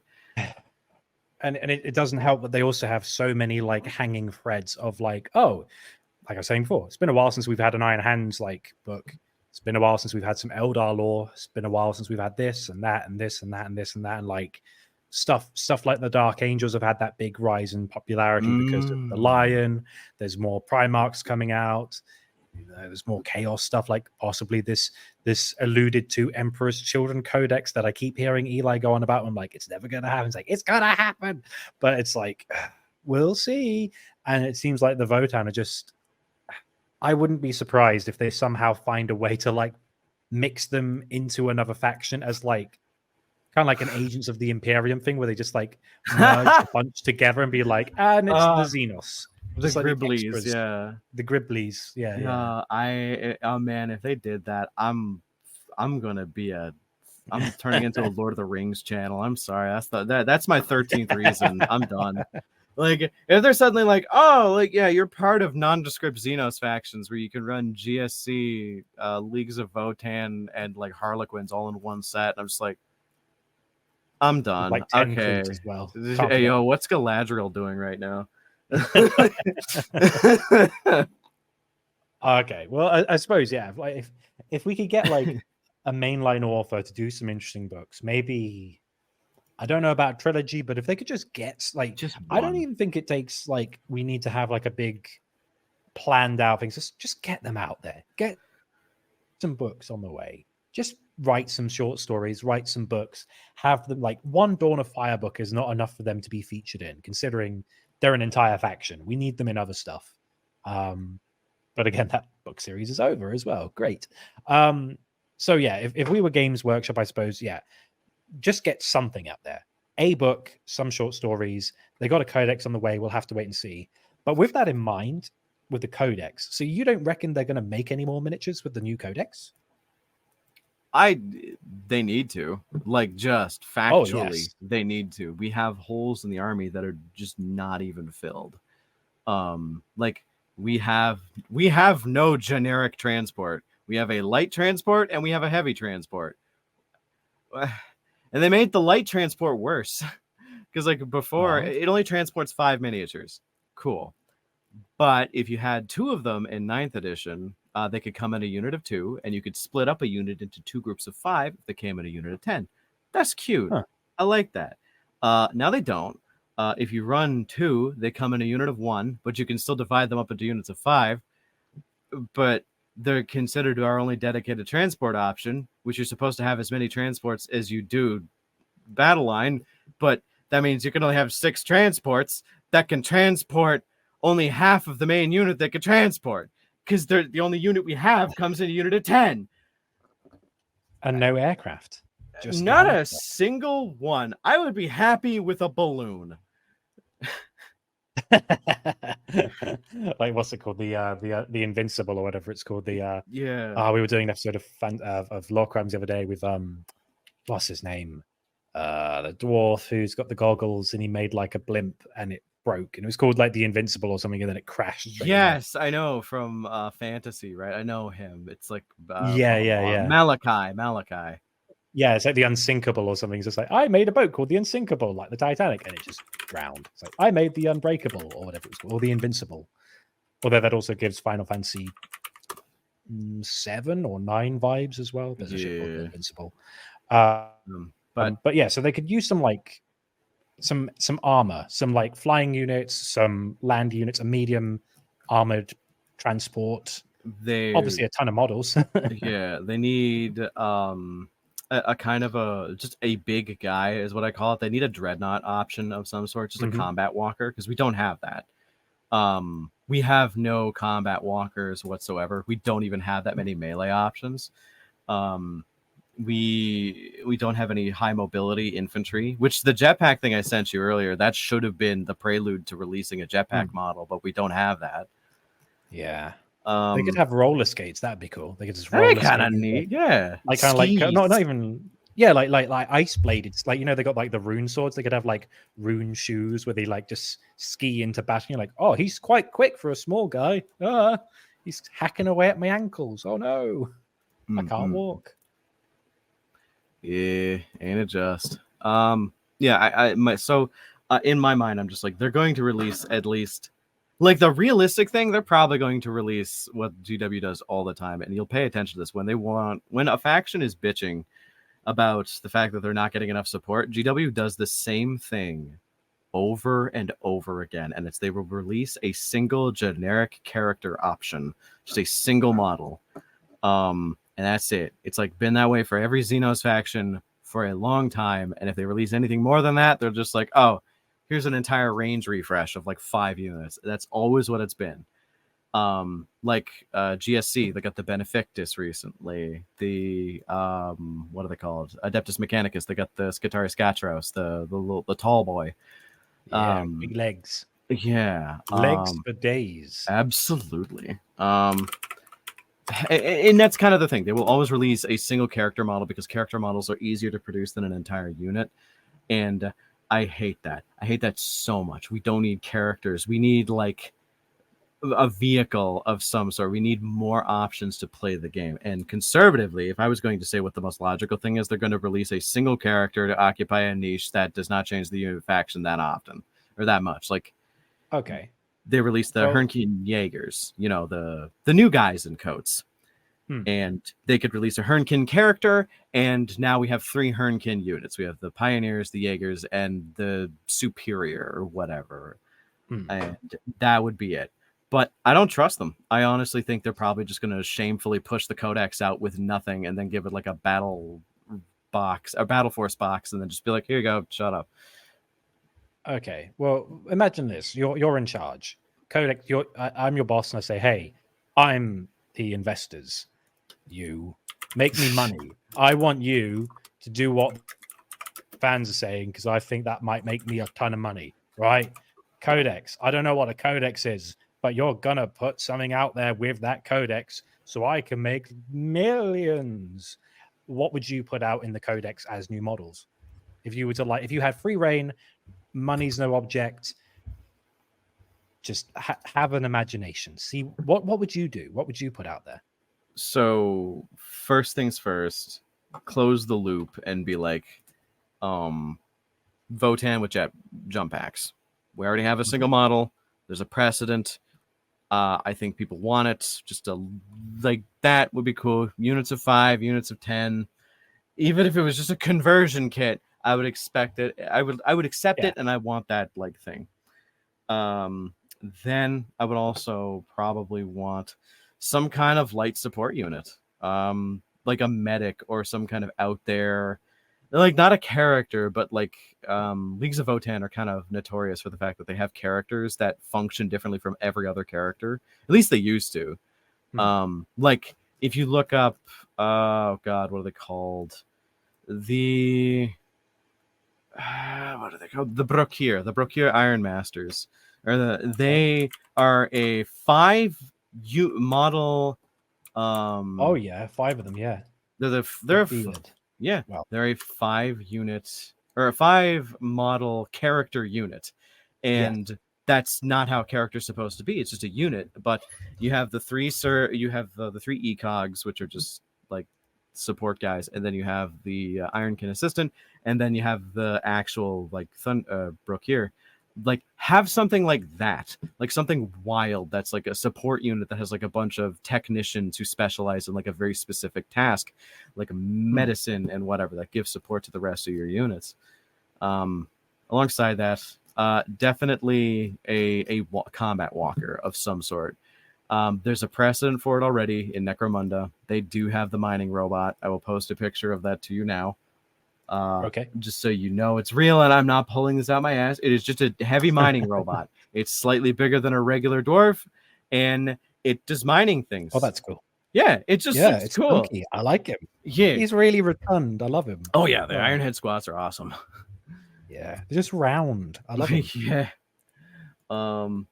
Yeah, I love the Ironhead squats, but their whole shtick should be just heavy mining robots. Like it could be a suit, it could be an ironkin, a heavy mining kin. Give him like a giant hammer, because we, other than the railguns, we have nothing that really does a lot of damage. So something like that, that's a little resilient, does a lot of things, that could definitely work. I can just imagine like a walker with like a big rivet gun, yeah, or something, like a mechanic. They use, like, it's like kapoom, kapoom, and it's like big ass bolt rivets, and it would look in character. It kind of be like a Votann Big Daddy. Like, yeah, cool. I think that'd be cool. Put that in the game. Yeah. And then a medium-sized transport, like literally just to give us a rhino. That's all we want. Just 10-man transport. Doesn't even have to be good. Just, I don't like dividing up my units because they're not that tough anymore. So having a 5-man unit of guys who die instantly to most shots, it's like, it's cool that they have more toughness, but like toughness doesn't really matter as much in this game anymore, right? So, so those would be like, that's just the minimum change. Alongside that, I think that they should change one rule, and this is another thing that I think is really funny, and I meant to bring this up earlier, but they got to change the grudge system again. Because at release, in the release box, you reminded me of this when you mentioned that the release box happened. Yeah. And then I had a Vietnam-style flashback of the level of hatred that I had for the changes GW did for 10th edition. Like, I was full on the numbers, Mason. What do they mean? As I'm shaking, like, like, so with the box, the release box, I bought that shit. That shit was awesome. That was a great box. It came with like 20 Hearthkin, came with like bunch of like bikes, came with a call, came with some great shit. I was a fan. It also came with tokens that tell you like what you do, because in 9th edition you gave the calls gimmick is he had this thing called a praising glare. We could ascribe resources to certain tasks, and because of that I could select a unit my opponent had and then put 1 grudge token on them, and it basically was implied that like the call signal to everybody else, that is a point of importance. We need to deal with that now. Yeah, when I was playing against Aaron, he put some grudge tokens on one of my plasma guys, and he didn't kill him because I was just like, Death Watch, baby, eat shit. But it was good fun. Yeah. So with that in mind, we could go 1 token, 2 token, 3 tokens, and we could have 3. And that's what the numbers were on the back of the tokens that they gave you in the release box. There was a 1, there was a 2, there was a 3. And then come 10th edition, now it's just 1 and 2. And that's it. They got rid of the 3, but I have a bunch of tokens that just say 3 on them that are completely useless now. And I don't know why they did that. I don't really care why. I just think that was kind of stupid. I get it that it's like, oh, that's 3 turns. It's not really worth it. I don't give a shit if it's not worth it. I think that that's a good idea. I think they just invalidated something they released before and made it not useful anymore. Or it's just the what's the word? It's the fact that they released something and they took something away. The precedent was, here is the stuff we're giving you, and then they went, actually, and they took something away. It's like the equivalent of like imagining that like they said, here's an army that you can play for 10th edition. You buy this box. This is all you need for one army. And then the next edition rolls down. They go, oh, by the way, you have to remove one of those units from your army because we've changed how the points work. And now one of those things you painted up and made look pretty and it's part of your team, now you can't use one of them because we've changed the rules with what we promised was a full army. That's kind of how I see it. It's just like they're retroactively taking stuff rather than adding things, which is just a bad precedent. Yeah, it is. Having more rules is better than having less rules. Having more models is better than having less models. And I have been staring at my Hernkin Jaeger, which I am in the process of painting over the last couple days, and I'm just molding right now. I am losing my hair as we speak.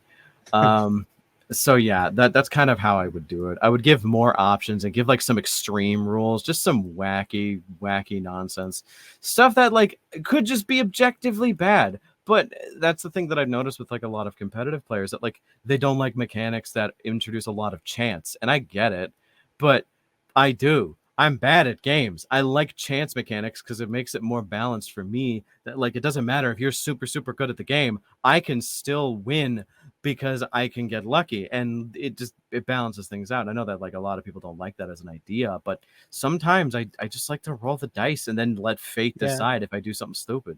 But that kind of random variability adds what's the word? It's like versatility in a game. If it was just rigid, blah blah blah, then you have chess. But the variability and the unpredictableness, or unpredictability, I should say, makes it fun because like when you play against orc players, all I've ever heard is it's great fun because you never know what's going to happen. It could be you get charged by a guy and he butchers your custodian, or he somehow self-immolates and the custodians are just going, what happened to that guy? I don't care. Keep moving forward. It's like that's the fun of it. The unpredictability. It's like a buddy of mine, best friend. We play Warhammer once a week. He plays orcs and he plays Dreadmob, and Dreadmob's whole thing is they have the ability, what's this thing do? Where you roll a dice and then your guys get a random effect. That's it. It's cool.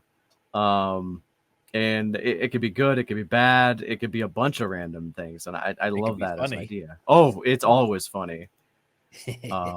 But yeah, I think in terms of rules and models, that's the way that I would change them. I would just give them more options and give them the ability to build armies differently than how they are now, because right now there's only like 2 to 3 ways you could build the army, and that's unforgivable. That is unfortunate. You cannot.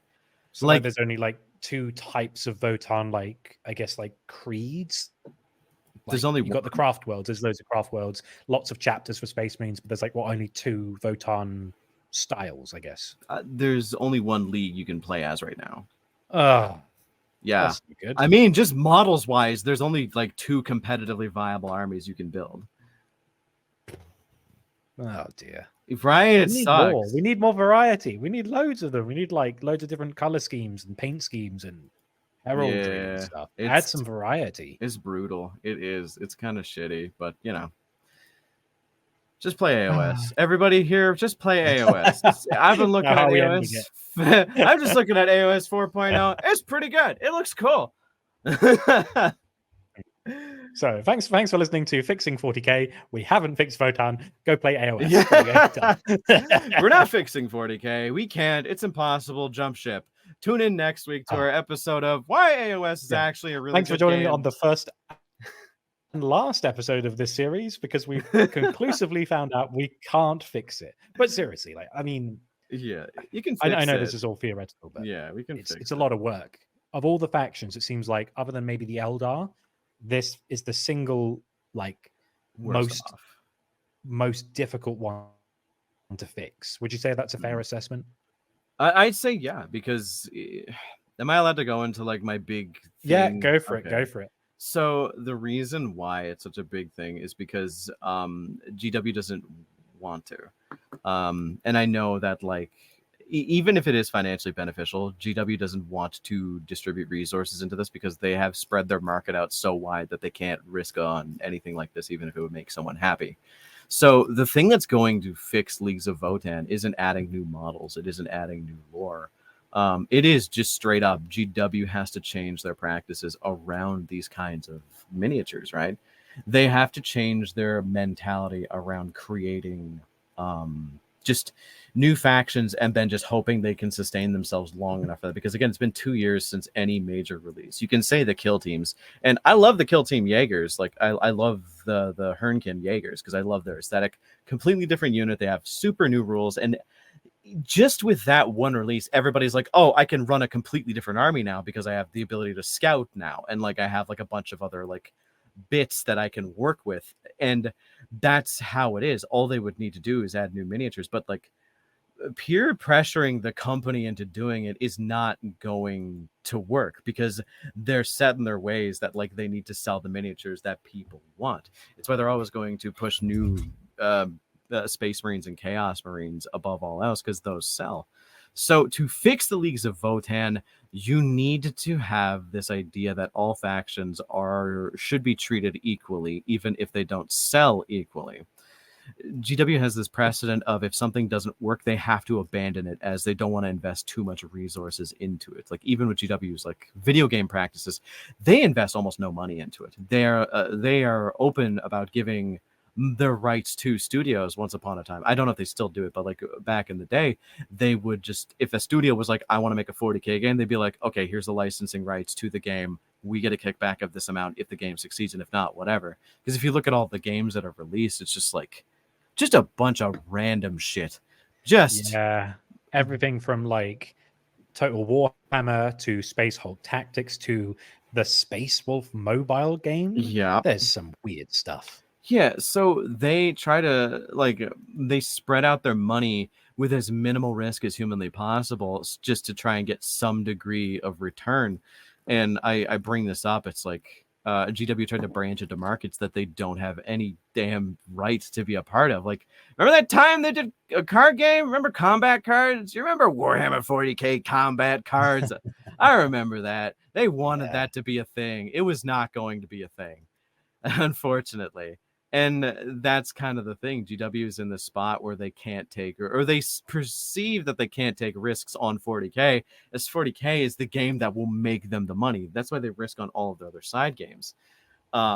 It's why, like, you look back at like the old world, like Warhammer, the old world, and the models they're releasing for that. There are just models in there that don't have rules. They're just allowing you to buy them because those are models that we sold once upon a time. Here, we found the sculpt. Here, you can have it, like the Orc Biggin. Or do you remember the Ultramarine movie tie-in minis where it was the Imperial Fist chaplain and the guy with the book? Yes, I do actually. Yeah. But yeah, by John Hurt as a miniature. Hey, so beautiful. But yeah, I think that GW, in order for the Leagues of Votann to get better, they need to learn how to take not risks or not perceive everything as just a dollar sign or a number amount. And again, I could be completely wrong, but as someone who plays Leagues of Votann, seeing that their faction gets absolutely nothing for like almost no perceivable reason, like every other faction gets more respect than the Leagues of Votann. It's hard to kind of parse it, right? It's hard to say that, oh, you just need to do this and this and this, because it's just Games Workshop's mentality around the faction that needs to change. We need more variability, but variability is death in 40K, apparently, according to GW, right? Yeah. Get another Primaris Space Marine Lieutenant. It's fine. Just like, oh, let's put 5 of them in. It's fine. Yeah, let's just re-release a miniature that we've already had in the past, but we got rid of because we didn't like the sculpt. Oh, you mean like a captain on a bike? Yeah, we don't have that, so let's do that. Chaplain with jump pack? Yeah, we don't have that right now. It's like, oh, we had that a couple years back, but we got rid of it because it was resin. And I'm like, okay. It's a bit of a shame. It's a bit of a gloomy way to end the episode, but I guess it does. But it is all true about like it's just a shame that like I feel like did they just jump the gun with Votann? Like, should they have spent another year? I think they should have just like spent another year coming up with stuff to release sequentially. Like as time went on, other than 2 kill teams and 2 limited time releases. Yeah, like put it out during 10th edition, so it's not got this weird 9th is almost over, here's a new army, and then it changes and confuses everyone. It's like if they spend another year just biding their time, maybe they're like, oh, the miniatures are ready, the sculpts are ready. Let's just get one of those books written down so that we can go, here's the hype of the Votann. The Votann hype is at its fever pitch. Here's the book. Here's the box. Here's the new codex, and here's the rules. Enjoy 10th edition. Hey, that'd be nice. But no. You know what? If I could be like super, super positive about it, I think the best way to do it is like when Leagues of Votann gets their codex for 10th. I think they should have just a versus box. I want them to go against Chaos Marines, and I think it would be just the best. I think that like they should have like 2 or 3 new models in the unit, and then give like Chaos Marines a new like a thing, or maybe a versus box against a thing that doesn't have a unit, right? Or a thing that doesn't have a codex. I don't know what, but something, right? And then just a versus box to justify people picking it up with other things and then being like, oh, maybe that's why. Like maybe that's why people like them. They're pretty cool. Well, right? What they could do is they could have it's against the Alpha Legion. The Alpha Legion trying to steal their stuff.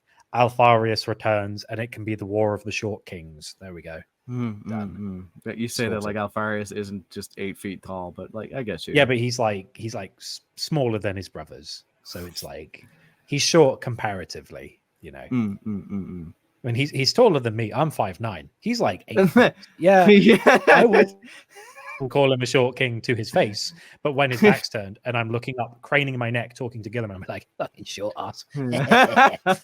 Valid. But no, I think that there is like the possibility, like if the Leagues of Votann release happens and they're just like, oh, here's the full kit for the Hernkin Jaeger, and then there's the Codex and there's nothing else.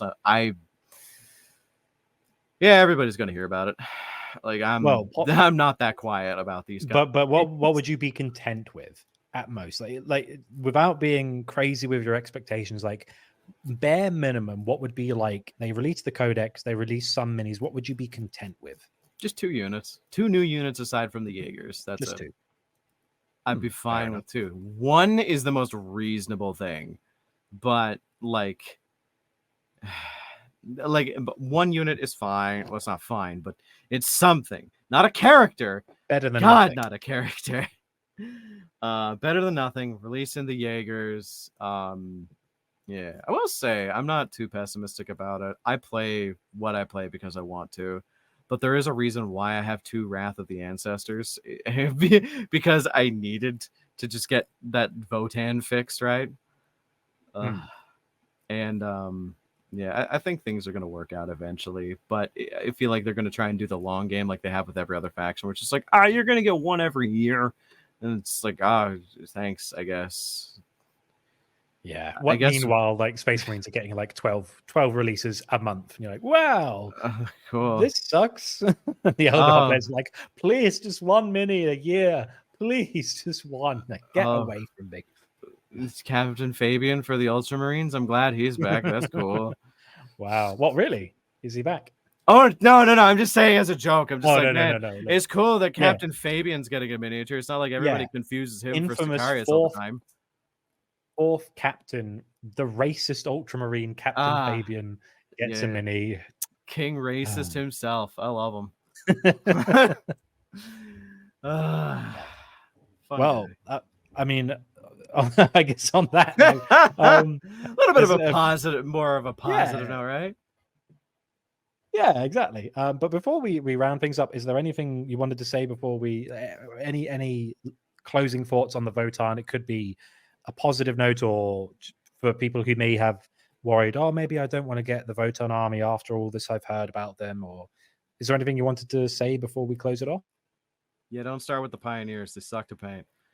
They're a fun model. They're the worst miniature I've ever had to put together and the worst miniature I've ever had to paint. Other than that, every other miniature in the army is genuinely a joy to piece together and paint. They have such a unique aesthetic.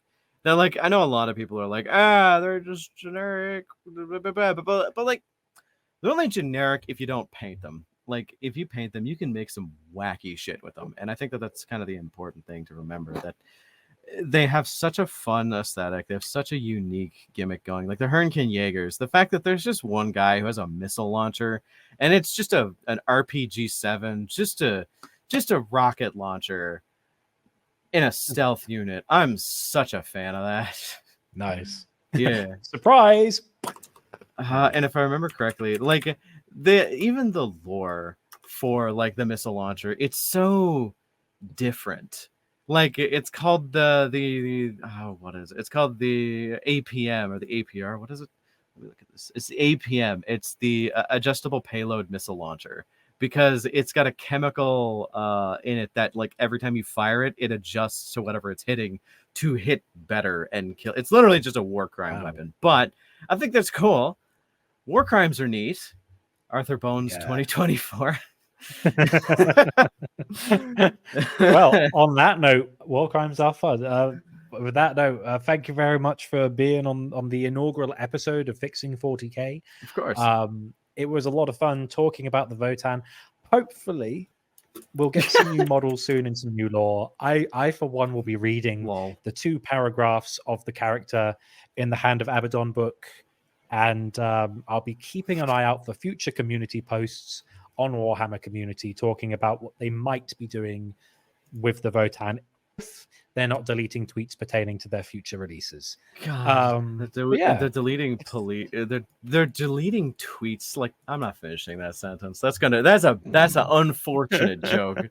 That's like, you know what? They're deleting tweets like a. That pause was for you to fill in whatever joke you thought was funniest for what I could have said. So, like some questionable views on some people, like a staff member at. Joke's on you. Whatever you thought of, that means you're the problem. Yeah. Some of you that hit too close to home. Anyway, thanks for joining us with Fixing 40K. We had a blast talking about the Leagues of Votann, and we'll see you next time. Thanks again, Arthur, for being on the show. No problem.